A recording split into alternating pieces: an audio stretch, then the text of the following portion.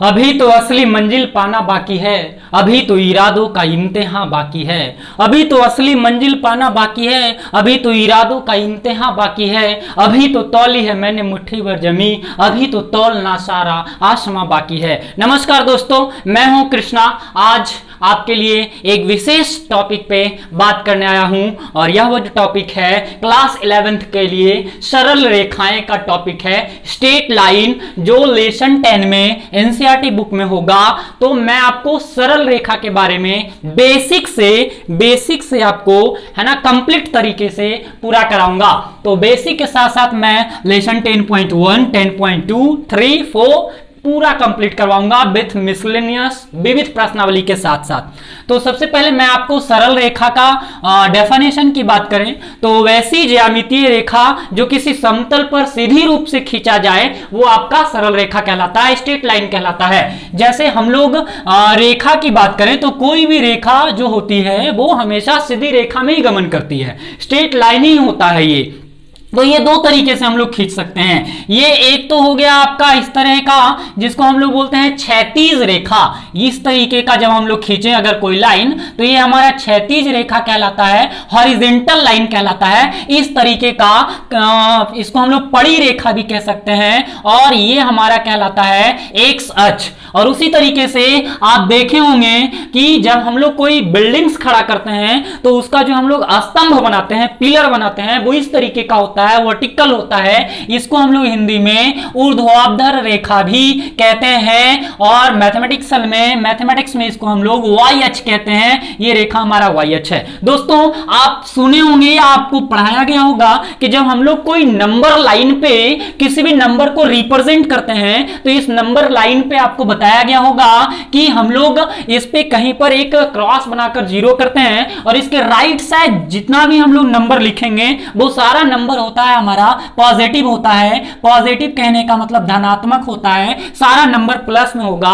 और इस जीरो के लेफ्ट साइड बोले तो सारा नंबर इसका क्या हो जाएगा, ऋणात्मक हो जाएगा। आप क्लास 7-8 में ही पढ़े होंगे कि इस जीरो के राइट साइड जो नंबर होंगे वो पॉजिटिव होगा और इस जीरो के लेफ्ट साइड जो नंबर होंगे वो नेगेटिव होगा। और अगर हम लोग इस रेखा की बात करें, इस रेखा की वर्टिकल रेखा की बात करें तो यहां हमारा क्रॉस करके जीरो लिख लिए, इसके ऊपर की डायरेक्शन जो हमारा होगा वो पॉजिटिव होगा, धनात्मक होगा, है ना। और इसके नीचे की डायरेक्शन में जो होगा वो आपका होगा निगेटिव, जिसको हम लोग ऋणात्मक कहेंगे।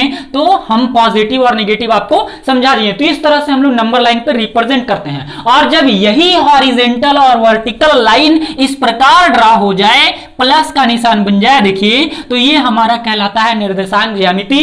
यही हमारा ज्यामितीय तल है ना, जो फोर्थ कोऑर्डिनेट में बंटा होता है। First coordinate, second coordinate, third coordinate और ये हो गया हमारा फोर्थ कोऑर्डिनेट। इस पूरे डायग्राम को ज्यामितीय तल कहा जाता है।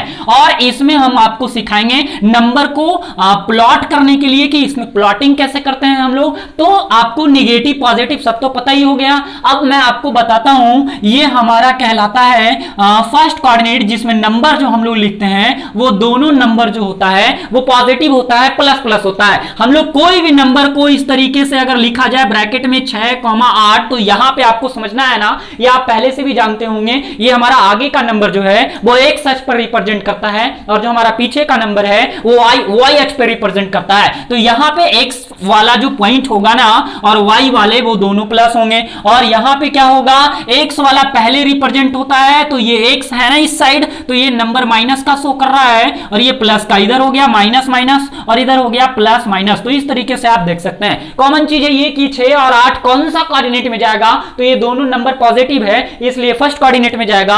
और अगर मैंने यहां पे माइनस किया, -6 और 8 कौन सा कोऑर्डिनेट में जाएगा, तो माइनस और प्लस, तो माइनस प्लस वाले सेकंड कोऑर्डिनेट में। तो आप आंसर कर सकते हैं कि ये माइनस में ये सेकंड कोऑर्डिनेट में जाने वाला है। अब मैं आपको बता रहा हूं इससे कुछ रिलेटेड बातें जो आपको याद रखना होगा, जैसे कि मैंने कहा ये एक्स अक्ष और ये वाई अक्ष है, निगेटिव के लिए हम लोग डैश का प्रयोग कर लेते हैं जो निगेटिव शो करता है। अब एक्स अक्ष वाला लाइन और वाई अक्ष वाला लाइन जब किसी बिंदु पर प्रतिच्छेद करता है तो वो बिंदु हमारा मूल बिंदु कहलाता है, जिसका निर्देशांक जो 0 0 होगा। एक्स अक्ष और वाई अक्ष के कटान बिंदु को दोस्तों मूल बिंदु कहा जाता है। अब मैं आपको बता रहा हूं इसमें कि एक्स अक्ष पर कोई भी पॉइंट को जब रिप्रेजेंट किया जाता है तो उसका y का वैल्यू 0 होता है। एक्स अक्ष पर कोई भी पॉइंट को जब रिप्रेजेंट किया जाता है तो उसका y का वैल्यू 0 होगा, और y अक्ष पे कोई भी वैल्यू जब रिप्रेजेंट किया जाता है तो उसका x का वैल्यू 0 होगा। इस प्रकार आप देख रहे होंगे कि एक्स अक्ष पर y का नियामक 0 और y अक्ष पर x का नियामक 0 होता है। अब यहां मैं आपको बता रहा हूं, मैं कोई एक्स अक्ष पर एक पॉइंट लिखा है, 4 को ड्रॉ किया है, और ये जो 4 है ना ये y अक्ष का लंबविक दूरी कहलाता है, परपेंडिकुलर डिस्टेंस कहलाता है। तो एक्स अक्ष पर कोई पॉइंट होगा तो वो क्या कहलाएगा, वो y अक्ष का लंबविक दूरी होगा, और y अक्ष पर जब कोई पॉइंट होगा तो वो एक्स अक्ष का लंबविक दूरी होगा, है ना। अब मैं आपको कुछ बेसिक्स फार्मूला बताता हूं जो क्लास 10th में ही आप देखे होंगे। दो बिंदु अगर हम लोग लिए, ये कोई 2 पॉइंट्स है और इस 2 पॉइंट से पास होने वाली कोई लाइन है, और इस 2 पॉइंट का डिस्टेंस अगर आपको कवर करना है, फाइंड आउट करना है, तो इसके लिए हम लोग 10th में फार्मूला बनाया गया था, दो बिंदु के बीच की दूरी यानी बीच का दूरी डिस्टेंस फार्मूला निकालने के लिए हम लोग जो फार्मूला याद किए हैं वो है x2 - x1 का whole square plus y2 - y1 का होल स्क्वायर। ये हमारा कोई पॉइंट A होगा और ये कोई x1/1 होगा और ये B पॉइंट होगा और ये x2/2 होगा। नंबर को हम लोग x1/1 और x2/2 मान लेते हैं, और इस प्रकार बीच का दूरी जो होगा हमारा वो इस तरह से हो जाएगा। अब आपको इस ज्यामितीय तल में कोई ऐसा लाइन बना दिया जाएगा। चलो यहां पे मैं आपको बताता हूं, यहां पे एक लाइन बनाया गया और ये लाइन हमारा A और B से होकर जाने वाला है, और इस A और B पे कहीं पर एक पॉइंट C होता है, और ये C का जो वैल्यू होगा वो x, y है, और ये हमारा x1/1 है, और ये हमारा x2/2 है, और ये हमारा रेशियो है कि ये जो C है ना पॉइंट C, वो लाइन AB को m/n में डिवाइड करता है, m/n में इसको बांट देता है, तब इस बिंदु C का निर्देशांक क्या होगा। इसके लिए फार्मूला बनाया गया है विभाजन सूत्र, इसी को हम लोग कहते हैं विभाजन फार्मूला। ये विभाजन सूत्र है, और यहां पे मैंने x का फार्मूला बताता हूं आपको। ये जो m है ना ये x2 में मल्टीप्लाई करेगा और ये n x1 में मल्टीप्लाई करेगा, m x2 plus n x1 upon m plus n। इस प्रकार y का अगर हम लोग फार्मूला देखें तो n जो होगा y1 में गुना करेगा और m जो होगा वो y2 में गुना करेगा, m/2 plus n y1 upon m plus n। इस प्रकार अब मैं आपको आगे बताता हूं, जैसे कि कोई पॉइंट है, एक रेखा ड्रा किया मैंने और ये A और B से क्रॉस कर रही है, इस A का x1/1 पॉइंट दिया हुआ है और ये हमारा x2/2 है, और इसके बीच सेंटर में, बीच का नाम ले लिया मैंने, बीच सेंटर पे एक पॉइंट C है, और इस C का अगर आपको निर्देशांक निकालना है, बीच पॉइंट का निर्देशांक निकालना है, तो उसके लिए आपका एक फार्मूला बन जाता है जिसको हम लोग कहते हैं मध्य दूरी सूत्र। और मध्य दूरी सूत्र में x का जो वैल्यू होगा, फार्मूला होगा वो x1 प्लस x2/2 और y का जो वैल्यू होगा वो y1 प्लस y2/2 होगा। इस प्रकार एक और फार्मूला है, जैसे मैंने कोई ट्रायंगल बनाया और ये ट्रायंगल ABC है और इस ट्रायंगल का आपको एरिया निकालना है, तो इस ट्रायंगल में जो होगा ना इसका कोई पॉइंट होगा x1/1 और इसका भी कोई पॉइंट होगा x2/2 और इसका भी कोई पॉइंट होगा x3/3। तो इस प्रकार ट्रायंगल का जो हम लोग एरिया निकालेंगे वो क्या होगा, यहां पे मैं लिख रहा हूं त्रिभुज ABC का क्षेत्रफल। तो बाबू एरिया निकालने के लिए कोऑर्डिनेट ज्योमेट्री में इस तरह के ट्रायंगल का एरिया निकालने का फार्मूला लगाना पड़ेगा आपको, 1/2 mod x1 into y2 minus y3 minus y2 minus y3 plus x2 into y3 minus y1 plus x3 into y1 minus y2। और इस प्रकार हम लोग त्रिभुज के क्षेत्रफल का फार्मूला यूज करते हैं। अब मैं आपको एक पॉइंट और बता रहा हूं, ये क्या है कि ट्रायंगल ट्रायंगल का सेंटर मालूम करना है। ये आपका ट्रायंगल हो गया, और इस ट्रायंगल का अगर आपको सेंटर मालूम करना है, सेंटर ओ का अगर निर्देशांक निकालना है, तो त्रिभुज के केंद्रक का निर्देशांक, त्रिभुज के केंद्रक का निर्देशांक का जो फार्मूला होता है ना, वो x और y का वैल्यू निकालने का फार्मूला होता है x is equal to x1 plus x2 plus x3 upon 3, और y का जो वैल्यू होता है वो होता है y1 plus y2 plus y3 upon 3। इसके बाद का जो मैं टॉपिक आपको बताऊंगा वो होगा क्लास 11th के लिए। तो अब मैं आपको टॉपिक बता रहा हूं नेक्स्ट का, नेक्स्ट का टॉपिक मैं आपको बता रहा हूं। तो अब मैं आपको बताने वाला हूं रेखा की ढाल। रेखा की ढाल यही 11th क्लास यहीं से शुरू होता है, और ये है आपका स्लोप ऑफ लाइन। मैं कुछ थ्योरी बता रहा हूं जो कुछ बेसिक क्वेश्चन को कंप्लीट करेगा। रेखा की ढाल, स्लोप ऑफ लाइन क्या होता है, डेफिनेशन की बात करें तो कोई रेखा इस प्रकार, जैसे आप डायग्राम में देख रहे होंगे, एक्स अक्ष के साथ ही, देखो ये हमारा क्या है, एक्स अक्ष है। एक्स अक्ष के साथ ये क्या कर रही है, यहां पे ऐसे क्रॉस हो रही है और कुछ ऐसे झुकी हुई है, एंगल बना रही है। देखो ये एंगल बना रही है, तो कितने एंगल से ये झुका हुआ है, ये हमारा कहलाता है रेखा की ढाल। कोई भी रेखा ज्यामितीय तल पर कितने एंगल से, कितने कोण से ये झुकी हुई है, ये हमारा कहलाता है रेखा की ढाल। स्लोप ऑफ लाइन, और इसको हम लोग डिनोट करते हैं एम से। स्लोप ऑफ लाइन को डिनोट किया जाता है एम से। कहीं एम लिखा हुआ है, हम लोग समझ जाएंगे कि ये रेखा की ढाल कह रहा है। तो यहां पे जो है बाबू, ये हम लोग देखो एंगल, आपको पता है ना कि ये लाइन जो होता है वो पूरे 180 का बनाता है, 180 डिग्री का एंगल बनाता है। तो यहां से यहां जब हम लोग मापेंगे तो ये हमारा कहलाएगा, ये हमारा हो जाएगा थीटा, और ये जो वैल्यू हमारा आएगा ये आएगा 180 माइनस थीटा का, है ना। तो इस तरीके से हम लोग बता रहे हैं कि ये कितना एंगल पर झुका हुआ है। तो क्वेश्चंस में बाबू थीटा जो है आपको मालूम होगा, है ना। तो जब क्वेश्चन में थीटा मालूम होगा और आपको रेखा की ढाल निकालना हो, तब आप एम का फार्मूला याद रखना, M is equal to tan theta होता है। एम का फार्मूला टेन थीटा होता है। जैसे कि मैंने कोई क्वेश्चन लिखा कि उस रेखा की समीकरण ज्ञात कीजिए जो 30 डिग्री का कोण बनाती है, एक सच के साथ 30 डिग्री की कोण बना रही है, उस रेखा का समीकरण निकालना है, तो सॉरी रेखा की ढाल निकालना है। तो आसानी से निकाल लेंगे। M is equal to tan theta, tan के 10 और थीटा का वैल्यू रख ली 30 और 1/√3 हो गया। तो इस प्रकार जो है हमारा इसका ढाल निकल गया। तो ढाल निकालने का सिंपल सा फार्मूला है। अब मैं आपको नेक्स्ट बताता हूं, दो बिंदुओं से रेखा की ढाल, दो बिंदुओं से रेखा की ढाल, slope of line at a 2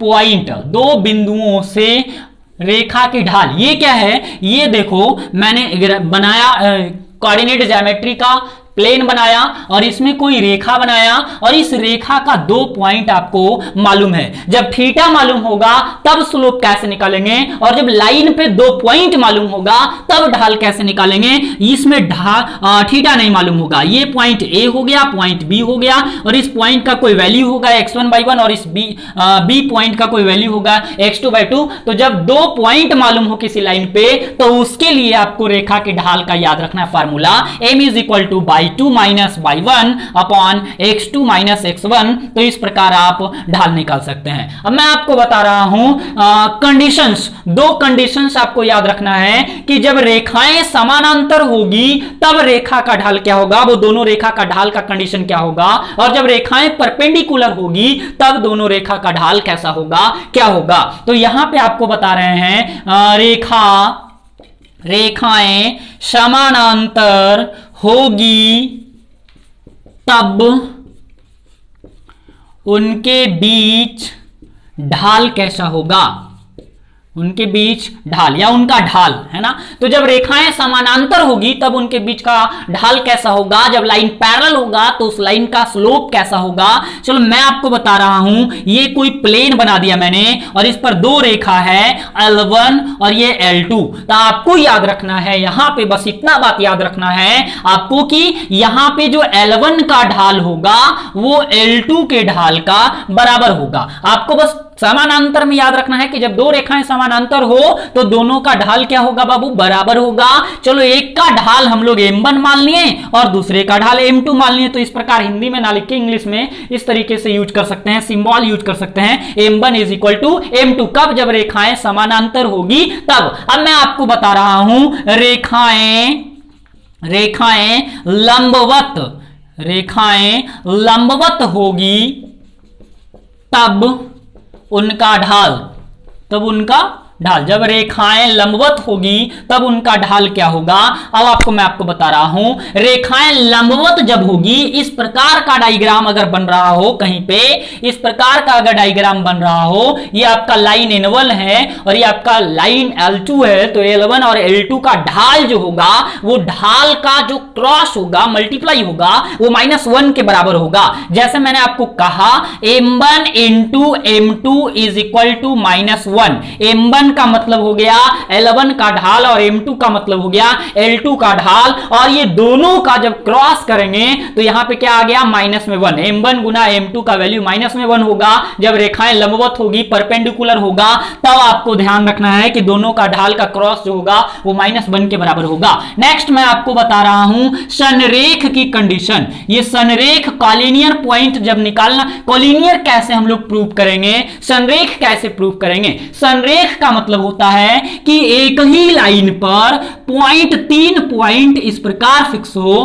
तो हम लोग कहते हैं इसको कोलिनियर। क्लास 10th में आप कोलिनियर कैसे प्रूव करते थे, ए बी सी, ये x1y1, ये x2y2 और ये आपका हो गया x3y3, तो आप इसको कैसे रिप्रेजेंट करते थे वहां पे, है ना। तो इसको हम लोग क्या करते थे कि AB का डिस्टेंस निकाला, BC का डिस्टेंस निकाला और AC का डिस्टेंस निकाला। AB का डिस्टेंस और BC का डिस्टेंस अगर ऐड कर दिए तो AC के डिस्टेंस के बराबर हो जाता था, है ना। तो इस प्रकार कोलिनियर प्रूव हो जाता था। यहां पे कोलिनियर प्रूव करने के लिए AB का जो ढाल है वो बराबर होगा। अगर कोलिनियर दिया हुआ है तो AB का ढाल और BC का ढाल क्या होगा, बराबर होगा। AB का ढाल बराबर BC का ढाल, तो कोलिनियर का पॉइंट आपका बन जाएगा। AB का अगर ढाल निकालोगे तो 2 पॉइंट है AB का, और 2 पॉइंट से जाने वाले रेखा का ढाल होता है y2 minus y1 upon x2 minus x1। इसी प्रकार BC का ढाल निकालेंगे तो y3 माइनस y2